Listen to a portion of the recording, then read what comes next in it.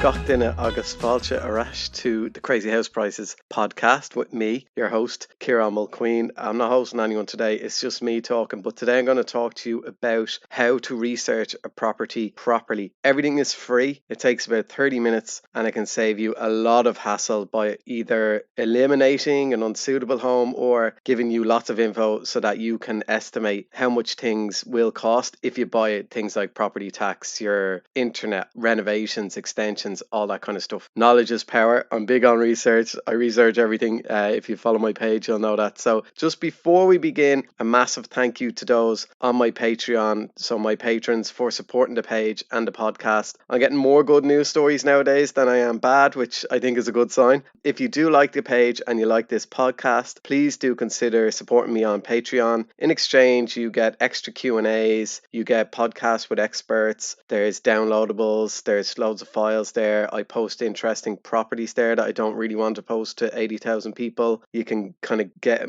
better answers from me on there as well because I have a bit more time. I put more time into it. So there's loads of extra bits over on Patreon. So if you do enjoy the page and the podcast, please do consider supporting me over there. Or if there are any other creators that you enjoy their content and they have a platform like that where you can support them, please do consider supporting them, because without that support, creators and like independent media, they can't continue. So, getting straight into it, the first thing you want to do is you want to see how much property tax you're going to have to pay if you do buy this home. And you can do that by Googling revenue and calculate your local property tax, and that will bring you to the relevant revenue.ie website, and you can put in the period, which basically means the year, so you put in 2022, then the area and the value. That will then tell you exactly how much you need to pay in property tax if you do buy that home. Next one is an obvious one, it's Google Maps, but there's so much you can do with Google Maps that can really help you out with buying a home. The first thing you can kind of do is you can put in your commute to work. So on Google Maps, you're actually able to change it so that you can set the arrive by time or depart, or what time you want to depart. It's not just now. You can set it to, let's say I want to go somewhere at 8 a.m. You can put in depart at 8 a.m. and it will tell you how long it's going to take to get there. So it's handy for figuring out commutes to work. Obviously, very important things like what pubs are nearby. The public transport thing on Google is really good as well. If you put in where you need to go, it'll show you what bus routes or what train or what Dart or what Lewis, whatever is around there. But it's also really good at collecting data on how busy the public transport is. It tells you in real time, you know, there are a few seats or there are no seats. It tells you how busy it is. It's a really handy tool. Obviously, it's free, and you can also use Google Maps then to satellite image view, and you can see kind of what green spaces are around the home or the home itself. You can't see the boundaries of it, but I will get to that later. But it can show you, you know, kind of what sized garden it has or whatever. The next most useful tool is the property price register. It's just www.propertypriceregister.ie, and this goes back as far as 2010. And when you put in the address, it'll tell you if it's been bought since then, how much they paid for it. So you know then, right, well, it's up for 400 grand. They only paid 100 grand for it. Maybe it's a bit overpriced, but the only downside to the property price register is it doesn't show you any details of the home, so you don't know what condition it was in. So what you can do for that is put in the address in Google and then put in the words speaking same, all one word after it. So speaking as in speaking, and same, SAME, afterwards. And sometimes that will give you, if it was for sale at one point years ago, it will give you images that you can see from the ad. Doesn't work for all the time, but it works often enough. I used it a good bit when we were looking for a home, and really helped because you could see, okay, well, look, they bought it for 100 grand, it's now 400 grand, but you can see they put a lot of work into it, blah blah blah. Another handy one is archive.org for old websites. So if you have an old URL and you put it in and that website's now dead, you can put it into archive.org and it will show you that website. And then also you might get lucky on a cached page on a Google search or something like that. So far that will have given you, you know, kind of what's around, what the transport is like around the home, how much your property tax will be, property and if there were any images of it and how much it was sold for previously. Now the next kind of big website is myplan.ie, and what that will do is it will show you what planning permissions have been granted or refused or are currently being considered to others in the area. And it's really handy because it's color coded, and it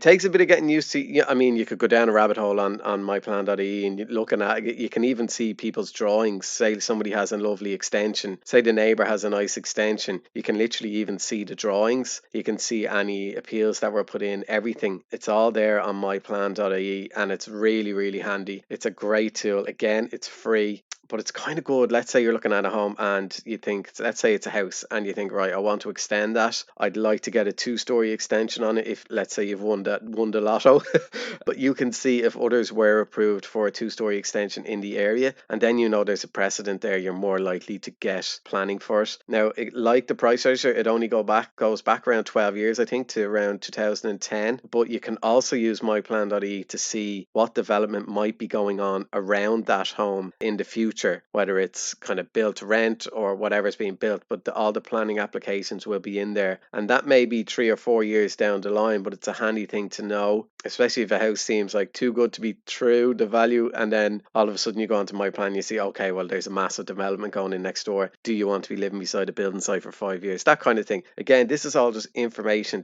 so you can make a really informed decision. All of this, as I said, takes about 30 minutes and it can save you a lot of hassle. Next website is landdirect.ie. It's similar enough to myplan, but you can use this to check if the home is leasehold or freehold. I won't go into more info on this. I have an infographic on my page, Crazy House Prices, on Instagram. You'll see an infographic there on leasehold or freehold and the differences. But to use the website, you basically just click process or proceed as guest and you enter in the address. And this is also really useful for checking the land registry to see who owns a property. So let's say there's a derelict property you're interested in. You can put the details into the land registry on landdirect.ie.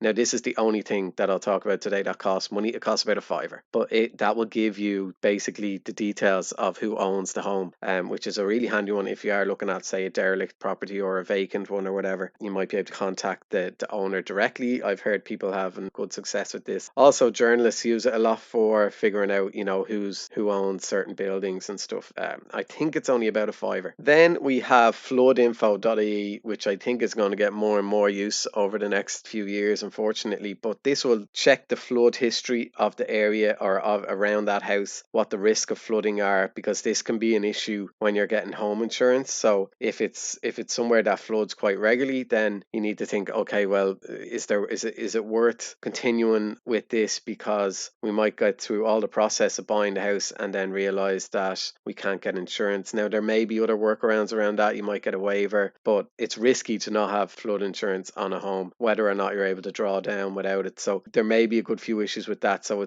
I would talk to a solicitor about this or a professional, but floodinfo.ie is the website, and it's a really handy one. Next website then is the SEAI website, seai.ie. It's actually a great website for loads of things in terms of how much it'll cost to, say, retrofit your home, what the grants are and all that kind of stuff, if that is something you're looking at. But just a really simple thing to do is, if you're looking at an ad for a house or an apartment, often they will have the BER cert number. You can put that BER cert number into the search on SEAI, and that will bring up the report, the BER report, and it gives you a really good idea as to the efficiency of the home, and then how much it tells you then how much it costs to run. So if it's a G-rated house, it's going to cost a fortune to run every month, especially during the winter months, to keep it warm. If it's a C-rated house, it's going to cost less. So the SEAI website is really good for that. It tells you how much things are going to cost. It will tell you how much it will cost to renovate it, or sorry, to retrofit it, and how